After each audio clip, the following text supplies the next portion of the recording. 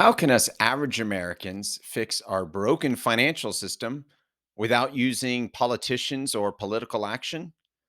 This is the question we ask on the Crowd Effect podcast. I am your host, Paul Lovejoy, activist investment advisor at Stakeholder Enterprise. In 1978, the Community Reinvestment Act, a banking regulation at the time, went into effect. Now, this regulation forced banks to loan to low income communities and individuals. So banks started to do that. But by the early 2000s, and banks being under this constant pressure of increasing their quarterly profits, saw an opportunity. So they lowered their lending standards and started to issue really high risk loans, predatory loans to these low income communities and individuals. And to further maximize their profits, banks packaged these high risk mortgages into mortgage backed securities, which millions of Americans bought. And we now know were incredibly unstable because it gave this false sense of an illusion that these mortgage backed securities were safe. And in the end, they caused the global financial crisis of 2008. So this story is, to me, is a perfect example of well-intended government regulation mixing with corporate bottom line banks.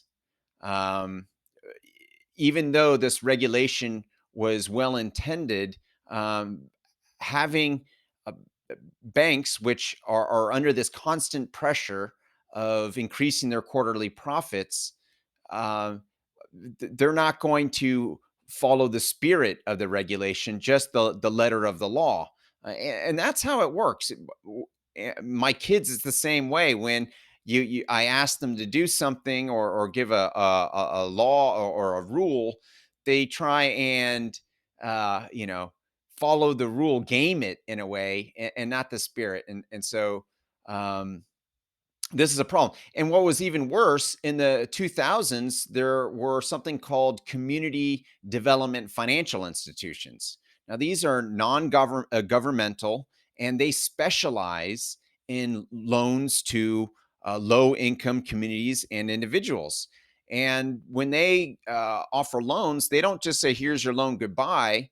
They provide support with financial education and loan modification programs to ensure that these low income individuals are able to pay back the loans. And they're very successful at it. So after 2008, banks, to fulfill their community reinvestment requirements from this regulation, they now direct it straight into these community development financial institutions, which, if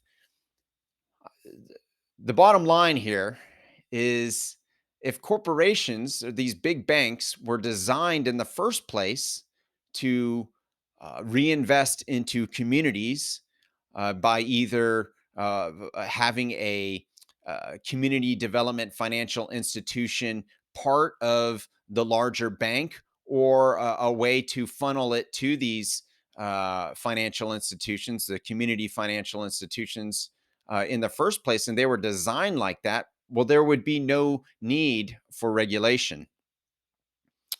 So, this is a good transition to the main news story of the day, which everyone, well, not everyone, but it's it's a big talk, and that's the settlement between Fox News and the Dominion voting machines. Now, I see this as another example, although a different variation of politics mixing with corporate bottom line. So we have Fox News, which is a corporate news station. So it's not, news isn't their main objective. Their main objective is to increase their quarterly profits. And in order to increase their quarterly profits, they need to have higher ratings. Higher ratings means more advertising revenue. More advertising revenue means increasing quarterly profits. So Fox News, in an effort to just fulfill the purpose of their corporation, reported just false stories about voter fraud with these voting machines.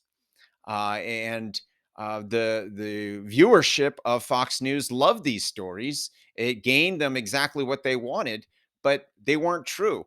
And they settled for 700. Fox News settled for $787 million. Um, and we all know that there is nothing to this story. I guess we all don't know that there are still conspiracies, but independent news, on Substack and some other places where you can actually get independent news, um, all point the direction towards um, Fox News totally making up stories. I think a settlement for $778 million should show.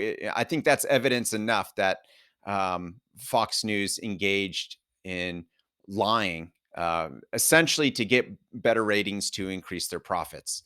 Um, and how politics mixes in with all of this is that we, the people, demand solutions from our politicians. And By doing so, politics gets more divisive because that's how politicians get more money for their campaigns. Um, Politics thrives when there's division. Republican and Democratic Party are thriving right now because of the massive amounts of political donations that are happening. In 2016, compared to 2020 congressional campaigns. I'm not including presidential or local elections, just congressional campaigns. The amount of donations that small donors that gave less than $200, tripled from 2016 to 2020. Where in 2020, $1.8 billion went to congressional campaigns by small donors alone. And so now this is going to lead to the financial tip of the day, which is don't donate to politicians' campaigns. Instead, you can invest directly with these community development financial institutions. You can go to mycnote.com, which is a crowd lending platform for community development financial institutions, and invest as little as $1. And you're going to get, there is a reasonable expectation to get a modest return on your investment. Now, investing is risky, and past performance does not guarantee future results. However, my C Note, and there are two other crowd lending platforms online, just you and I could invest in, that have never lost any money of any investor's principal, and have returned all the interest that was stated.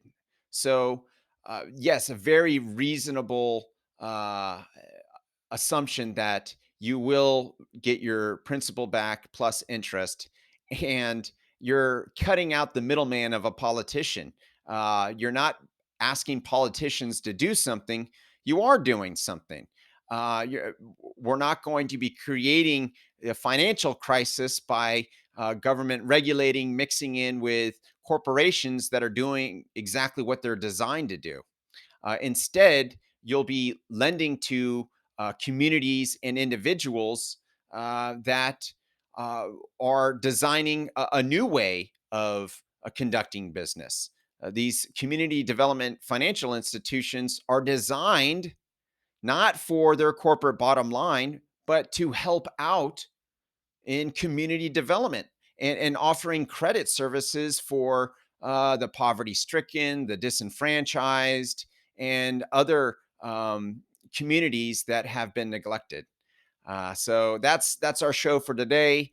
My name is Paul Lovejoy. I am a crowd investor, and I see you are one too.